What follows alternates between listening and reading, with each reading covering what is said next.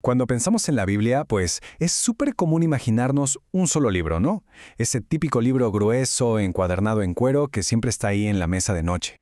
Pero fíjense que la realidad es muchísimo más fascinante. De hecho, no estamos hablando de un solo libro, para nada. Esto es literalmente una antigua biblioteca, una colección que fue cuidadosamente curada y construida a lo largo de más de 1000 años.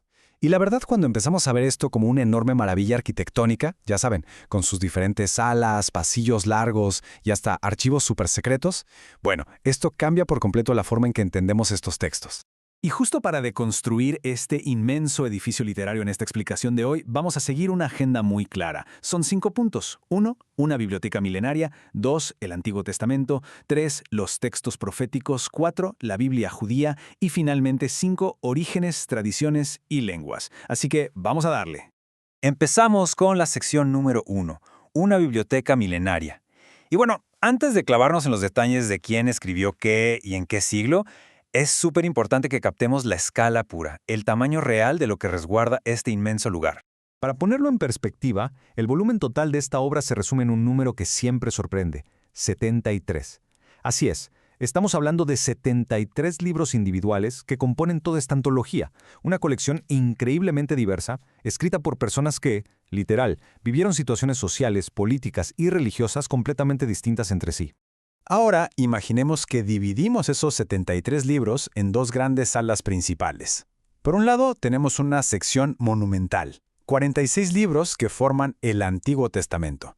O sea, todos los textos que se redactaron antes de la llegada de Cristo. Y por el otro lado, cruzando el pasillo, tenemos una colección un poco más enfocada y reciente, los 27 libros del Nuevo Testamento, que se centran en la vida de Cristo y, claro, en los primeros años de la Iglesia.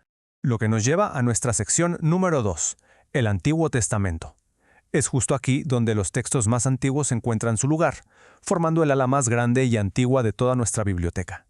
Y si vamos caminando por esta gran ala, vamos a notar 4 estanterías principales, súper bien definidas. Primero nos topamos con el Pentateuco, que es básicamente la base legislativa de todo. Luego siguen los libros históricos y narrativos, que documentan todas esas grandes epopeyas. De ahí pasamos a una literatura de muchísima reflexión humana en los libros sapienciales, y cerramos con los libros proféticos. Es un arco literario perfecto, ¿no? Va desde la ley más estricta hasta las visiones del futuro. Pero ojo aquí, porque hay un detalle súper importante. No todas las tradiciones religiosas organizan estos pasillos exactamente igual. Tenemos que hablar de los famosos libros deuterocanónicos, textos como Tobías, Judith o Macabeos. Bueno, estos sí están presentes en el Antiguo Testamento de la tradición católica. Sin embargo, en el mundo protestante se les etiqueta como apócrifos. Y si buscamos en la Biblia hebrea, pues simplemente no aparecen. Y esto es fascinante porque nos demuestra cómo las clasificaciones históricas son súper dinámicas y dependen totalmente de qué tradición es la que está preservando los textos.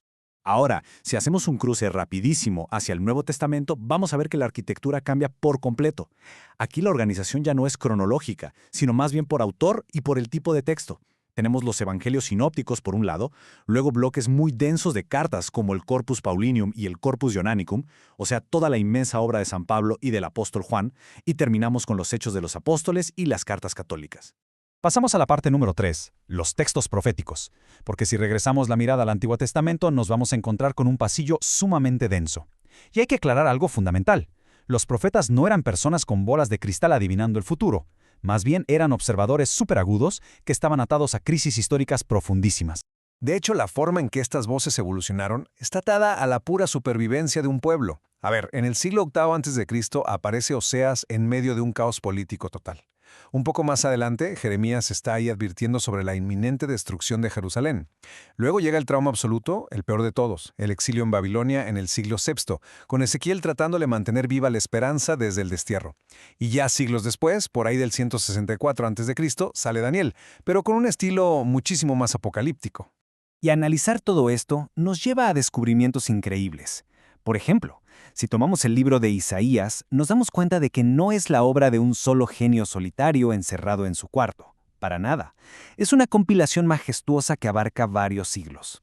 El primer Isaías predicaba en el siglo VIII. Luego hay otro a finales del destierro, en el siglo VI, y uno más en la época posterior al exilio. Básicamente, es una obra transgeneracional increíble. Pero dentro de esta misma sección, también hay giros literarios que rompen el molde por completo. El libro de Jonás es el mejor ejemplo de esto. No es una crónica histórica estricta, Nos presenta a un profeta totalmente rebelde, que no se porta nada bien y que huye de su misión. Es un texto que se toma la libertad absoluta de jugar con la historia, que no le tiene miedo al mito y que funciona como un relato didáctico brillante. Así que como ven, no todo en esta estantería sigue las mismas reglas. Esto nos lleva a la sección 4, la Biblia judía. Vamos a dejar un momento la estructura occidental que predomina hoy y veamos cómo se organiza toda esta arquitectura desde la perspectiva de la tradición judía, que al final de cuentas es el hogar original de estos textos. Y a ver, hacer la comparación frente a frente es súper iluminador. Mientras el Antiguo Testamento católico agrupa 46 libros divididos en 4 secciones, la Biblia judía cuenta internamente 39 libros, pero históricamente los enumeraban en solo 22. ¿Y por qué exactamente 22? Pues porque unían varios pergamenos, juntaban los 2 libros de Samuel, los de Reyes o los 12 profetas menores en rollos únicos, y hacían esto para que el número encajara elegantemente con las 22 letras del alfabeto hebreo. ¿Qué tal ese nivel de detalle? Y bajo esta visión, las 4 secciones que conocíamos se reducen a 3 pilares fundamentales. El pilar central es la Torá, que significa la ley, y es equivalente a lo que conocemos como el Pentateuco. Después le siguen los Nebim, que son los profetas, y cerramos con los Ketubim, los escritos, donde se resguardan joyas como los salmos. Al final, es la misma sabiduría, pero con una priorización teológica totalmente distinta. Finalmente llegamos a nuestra sección número 5. Orígenes, tradiciones y lenguas. Porque para entender verdaderamente qué tan sólida es esta biblioteca, tenemos que bajar a los sótanos y tocar la materia prima, los idiomas antiguos, las voces habladas y esos pergaminos desgastados por el tiempo. Y aquí es vital recordar algo clave. Nada de esto empezó con tinta y papel. Durante más de 1000 años, muchísimo antes de que alguien escribiera la primera letra, la supervivencia de todas estas historias dependió 100% de la transmisión oral. Fue esa memoria colectiva, de gente pasándose las historias de una generación a otra, sentados alrededor del fuego, lo que mantuvo viva esta biblioteca antes de que siquiera existieran sus paredes físicas. Ya cuando empezaron a escribir los textos, la evolución de los idiomas fue dejando como capas geológicas. El hebreo antiguo fue la base de casi todo el Antiguo Testamento, con algunas porciones en arameo. Pero el cambio drástico viene con el uso del griego koiné. Todo el Nuevo Testamento y los libros deuterocanónicos se escribieron en griego. Y ojo, esta adopción del griego es la razón exacta por la que la tradición judía decidió no considerar como inspirados a esos libros en específico, porque simplemente no estaban en la lengua sagrada hebrea.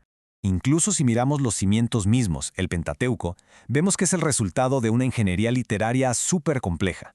En vez de imaginar a un solo autor dictando todo en medio del desierto, la evidencia nos muestra una fusión fascinante de 4 grandes tradiciones.